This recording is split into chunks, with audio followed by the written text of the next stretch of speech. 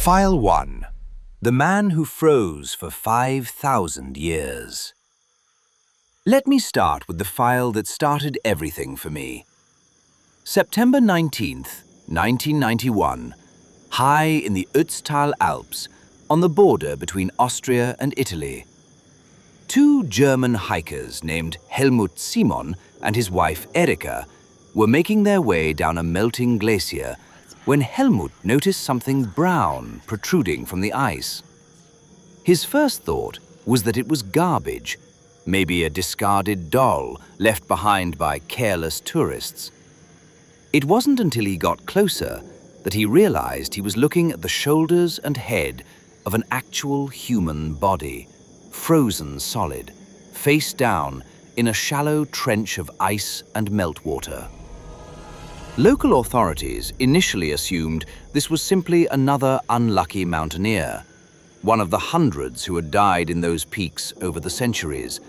So they attempted a standard recovery using a jackhammer, badly damaging some of the surrounding ice and unknowingly gouging the corpse's hip in the process.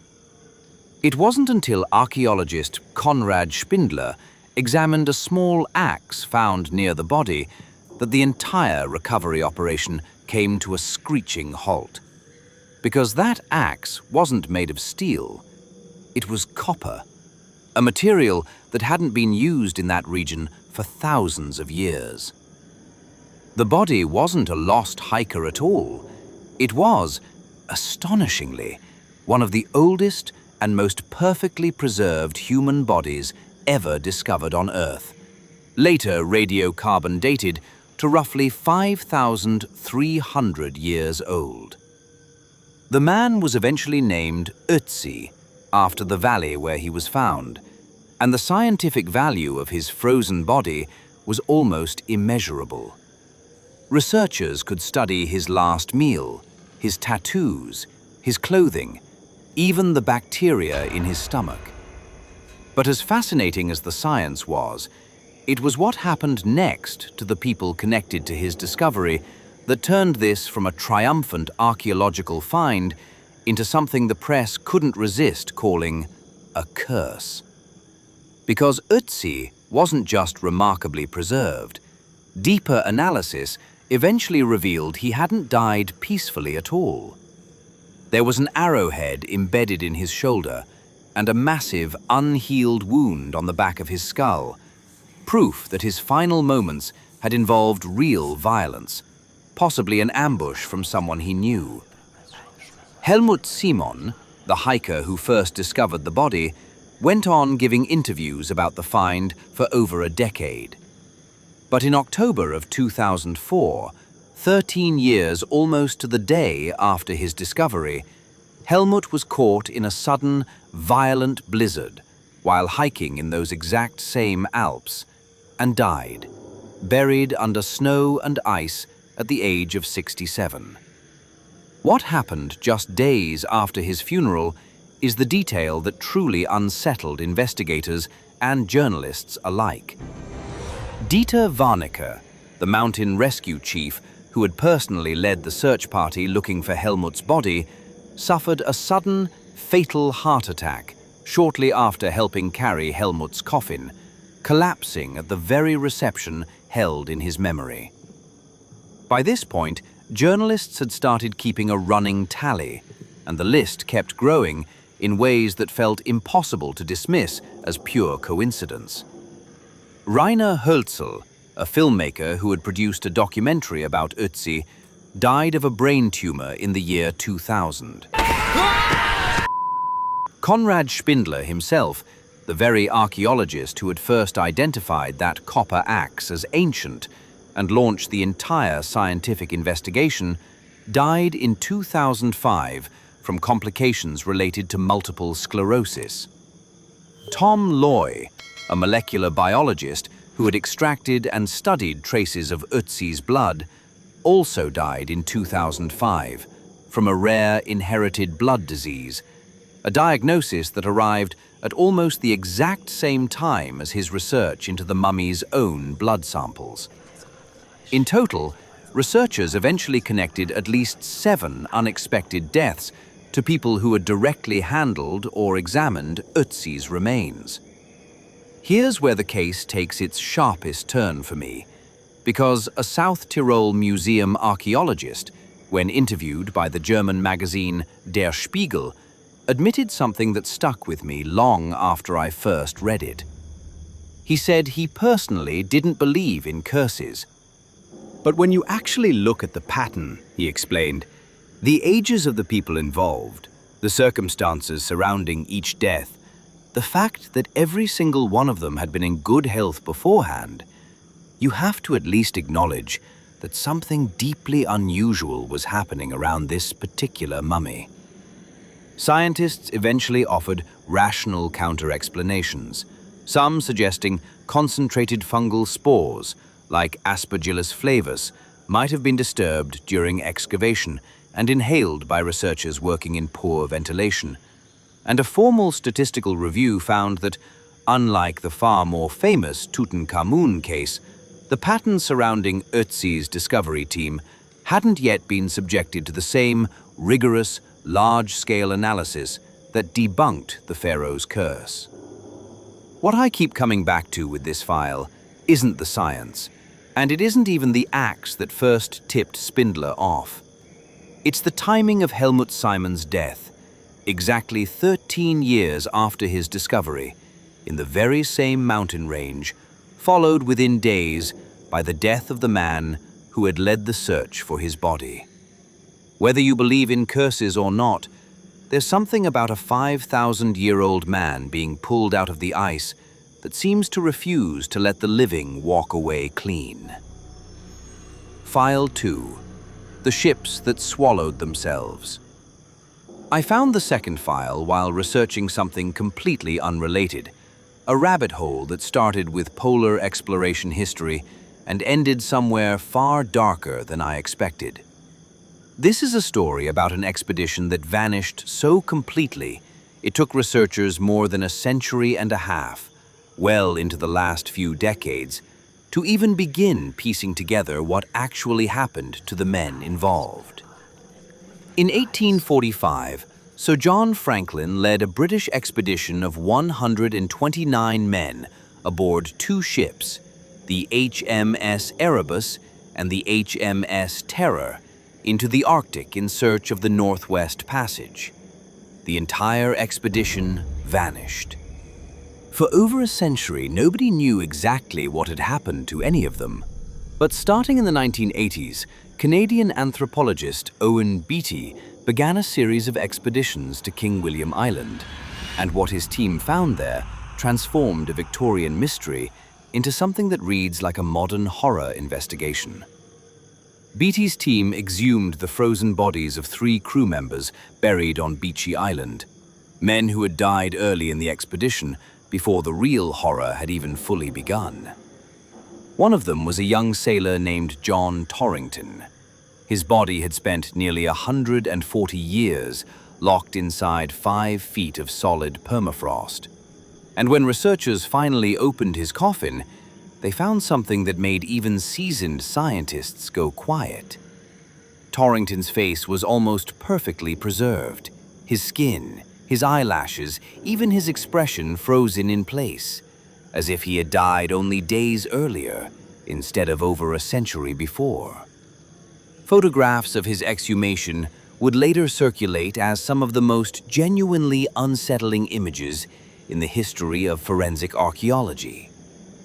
But it was the analysis of these bodies, not just their appearance, that revealed the first real clue to how the expedition unraveled.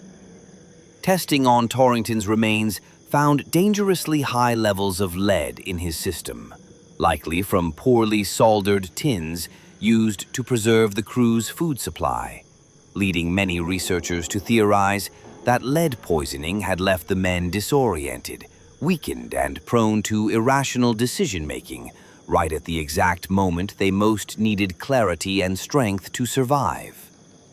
That single detail reframed the entire tragedy, suggesting the crew hadn't simply been unlucky. They may have been slowly poisoned by their own supplies. Further searches on King William Island turned up something even more disturbing than lead poisoning. Knife marks discovered on scattered human skeletal remains throughout the 1980s and 1990s provided physical, undeniable proof of what desperate survivors had done in their final days. The cut marks matched exactly what you would expect from someone attempting to strip meat and extract marrow from bone, confirming that starving crew members had ultimately resorted to cannibalizing their own dead comrades in a last futile attempt to survive just a little bit longer. For nearly a century and a half, both ships themselves, the Erebus and the Terror, remained completely lost, swallowed somewhere beneath the Arctic ice with no confirmed location. But here's where the case reaches into recent memory in a way that still gives me chills, because it wasn't ancient history that finally cracked this mystery wide open.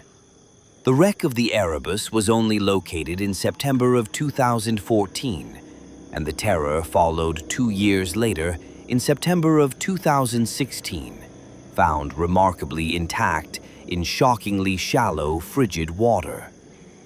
In 2019, a Canadian archaeology team sent underwater drones directly into the wreck of the Terror for the first time ever, guiding remote cameras through crew cabin skylights and hatchways that had remained sealed in darkness since 1848. That footage revealed something almost eerie in its stillness. Plates and glass bottles were found sitting untouched in cabinets. Drawers remained closed exactly as they'd been left, and the ship's structure appeared so well preserved by the freezing water that researchers described it as looking almost as though the crew had simply stepped out moments before, fully intending to return. This wasn't some ancient shipwreck reduced to scattered debris.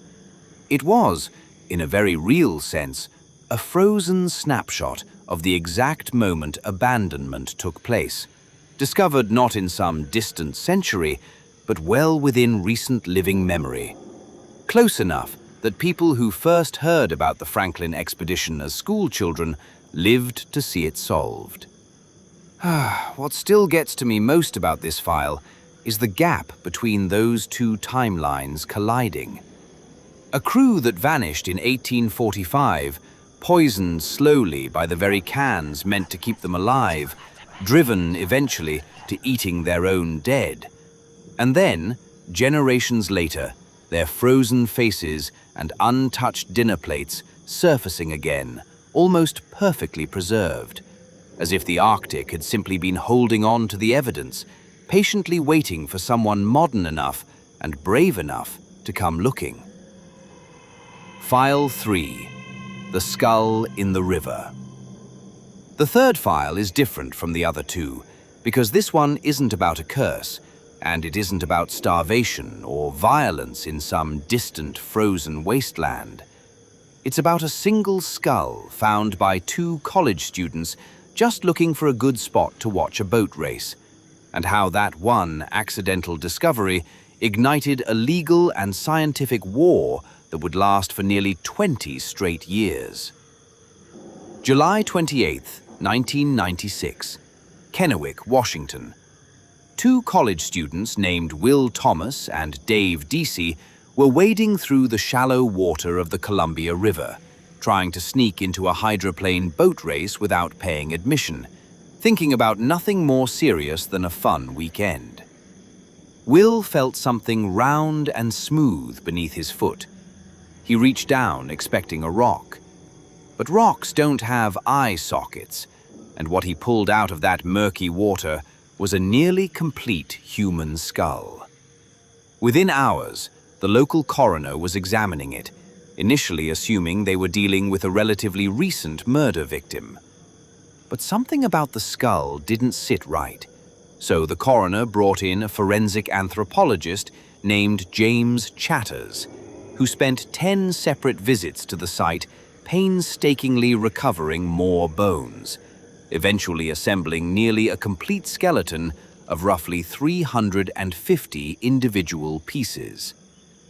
Chatters noticed the skull's facial structure looked unusual, worn down and shaped in a way that reminded him more of European or Polynesian features than what he expected from a typical Native American skeleton. He sent a fragment away for radiocarbon dating almost as a formality, fully expecting a result of maybe 100 years old, perhaps a pioneer or a settler. The lab results made his entire theory collapse. The bones weren't decades old. They were somewhere between 8,400 and nearly 9,000 years old, making this one of the oldest and most complete human skeletons ever discovered in North America. News of an ancient skeleton with supposedly European-like features spread fast, and it collided directly with something far more sensitive than academic curiosity. A coalition of 5 Columbia River tribes, the Umatilla, Yakima, Nez Perce, Wanapum, and Colville, came forward almost immediately, asserting that this individual, whom they called the Ancient One, was clearly their direct ancestor and demanded his remains be reburied without any further scientific study, under a federal law designed specifically to protect Native American remains.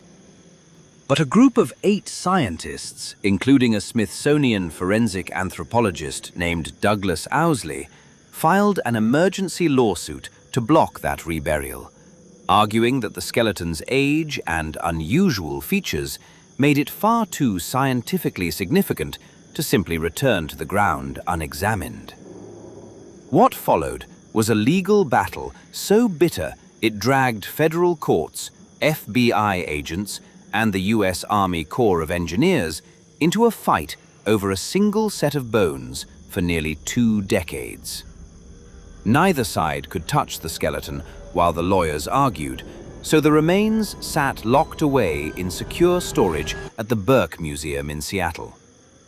In 1998, in a move both sides viewed with deep suspicion, the Army Corps of Engineers dumped 500 tons of rock and fill material directly over the original discovery site, officially explaining it as erosion control, though scientists and tribal members alike quietly wondered whether the timing was really just coincidental.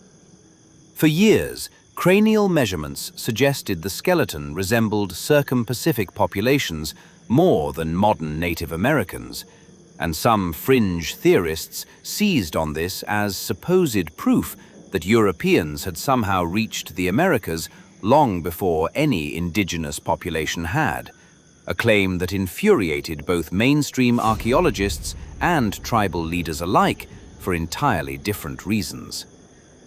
In 2004, the Ninth Circuit Court of Appeals finally ruled in favor of the scientists, allowing a 16-day physical examination to move forward in 2005. That study found the man had lived to around 40 years old, stood roughly 5'7", and had survived significant violence during his life, including a stone spear point that had become embedded and fully healed inside his hip bone, evidence of some ancient, unknown conflict he had lived through and recovered from decades before his eventual death. But it was 2015 that finally delivered the twist that ended the entire debate. Geneticist Esker Willerslev and his team at the University of Copenhagen finally succeeded at something previous scientists had repeatedly failed to do throughout the 1990s and early 2000s. Successfully extracting usable DNA from just 200 milligrams of tissue found in one of the skeleton's hand bones. The genetic results, published in the presclusion journal Nature, were unambiguous. The Ancient One was, in fact, more closely related to modern Native Americans, particularly the confederated tribes of the Colville Reservation, than to any other population anywhere on Earth. The supposedly European features that had fueled nearly 2 decades of legal warfare turned out to be nothing more than natural genetic drift across thousands of years, not evidence of some separate ancient migration at all. Congress passed legislation in 2016 formally requiring the return of the remains, and on February 17, 2017, more than 20 years after two college students accidentally kicked a skull loose from a riverbed while trying to avoid paying for boat race tickets, over 200 tribal members gathered for a private ceremony and finally laid the Ancient One to rest in an undisclosed location along the very same river where he had first been found. What stays with me most about this file isn't the DNA science, and it isn't even the 20 years of courtroom battles. It's the sheer randomness of how it all began. Two young men just trying to sneak into a boat race, one curious foot brushing against something round in murky water. Completely unaware they were about to trigger one of the longest and most contentious legal fights in the entire history of American archaeology.